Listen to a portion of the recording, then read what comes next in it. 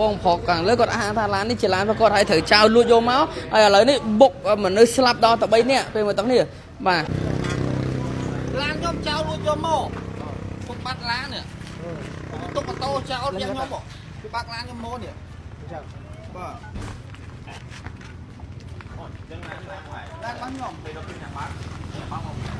អត់ដឹងមកឲ្យទុកម៉ូតូចោលលួចឡានខ្ញុំមកនេះចោលចូលមកដែរណាទុកម៉ូតូដល់ថ្ងៃថ្ងៃទុកឡានថ្ងៃបើណាថ្ងៃមកមើលទៅមើលងតែឡានឲ្យចេញមកប៉ុណ្ណាđấy mày nào mày phồng nước mày cũng ngỏ mày để cô là kia nhảy cô là cái gì nhưng mà chưa đi mà tô mày túc ra ngoài ở đây tôi nói hai mặt cái con này đó sẽ dương son than thả nó kia mày trắng nào bộ bà tôi nói mặt cái con đây từ công lan này bác chặt vào bàn thì con bong phổ mấy con người giờ con tới có tha lan quạt cái sao luôn cơ mồ lui tăng mong mà đây bộ bắt tăng một chứ mình vậy bắt lan hay vậy tông ngơ mấy nhá chẳng ô pung hai beli con đặc biệt beli pung đâu pung thưa cảបងផកកាំងលើគាត់អាថាឡាននេះជាឡានគាត់ឲ្យត្រូវចោលលួចយកមកហើយឥឡូវនេះបុកមនុស្សស្លាប់ដល់តែ3នាក់ពេលមកទាំងនេះបាទហើយឥឡូវនេះបងប្រុសម្ចាស់ឡានគាត់ថាគាត់បានដាក់ពាក្យដើម្បីហៅប៉ូលីសមែនហ្នឹងបាទហៅប៉ូលីសហើយឥឡូវយើងក៏អត់ដឹងច្បាស់ដែរមានអាកម្មខាងសមាជិកបាទសូមគោរពនឹងជំរាបសួរពេលមកទាំងនេះនាវេលាម៉ោង7ព្រឹកថ្ងៃទី3ខែសីហាឆ្នាំ2026នេះមានករណីគ្រោះថ្នាក់ចរាចរណ៍មួយដ៏រន្ធត់បានកើតឡើងមានមនុស្សស្លាប់ដល់តែ3នាក់ដែលមានគ្រោះថ្នាក់ចរាចរណ៍ដោយរថយន្តបាទដឹកដីមួយគ្រឿងរ៉េចង្កូតបុកបាទរះម៉ូតូហើយនិងម៉ូតូលម៉ូបាទពេញចំហឹងហើយនឹងរះចូលផ្ទះបងប្អូនប្រជាពលរដ្ឋពេលមកទាំងនេះទាំងព្រឹកតែម្ដងបាទយើងយោងតាមកាមេរ៉ាសវត្ថិភាពដែលបងប្អូនប្រជាពលរដ្ឋផ្ដល់ឲ្យតាំងពីវេលាម៉ោង5ទៀបភ្លឺបាទនៅថ្ងៃទី3ខែសីហាឆ្នាំ2026នេះដែលស្ថិតនៅតាមបណ្ដោយនឹងផ្លូវ51ក្នុងបាទស្រុកអង្គស្នួរខេត្តកណ្ដាលយើងឃើញទស្សនវិជ្ជាពេលមកនេះបាទរថយន្តម៉ូតូអីហ្នឹងបាទម៉ូតូលម៉ូមានមនុស្សស្លាប់រហូតដល់3នាក់បាទហើយត្រូវបានឥឡូវនេះក្រុមគូសាសាច់ញាតិហ្នឹងយកទៅធ្វើបន់តាមប្រពៃណីហើយពេលមកគ្នាពីជុំវិញគ្រោះថ្នាក់ចរាចរណ៍ខាងលើនេះ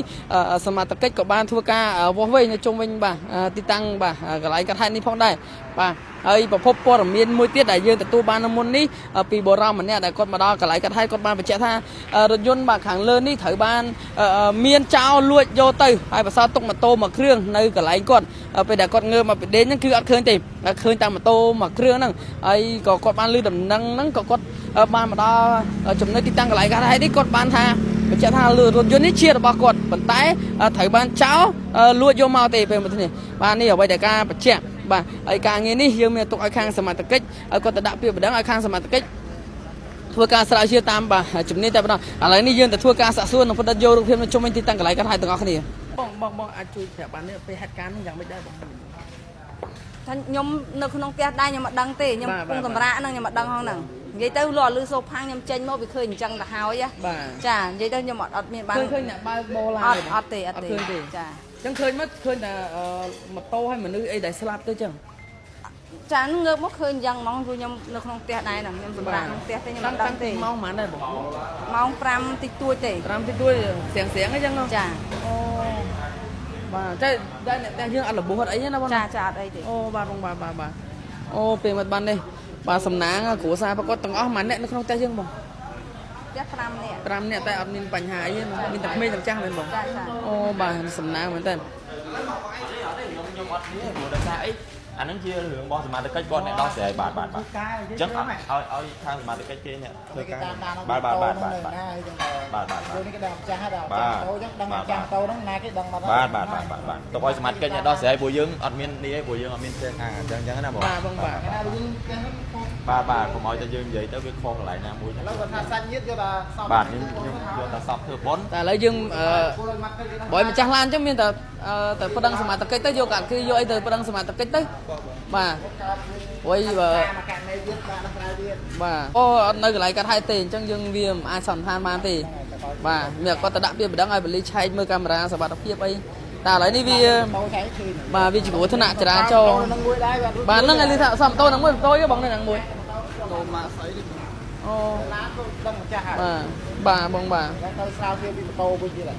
បាទ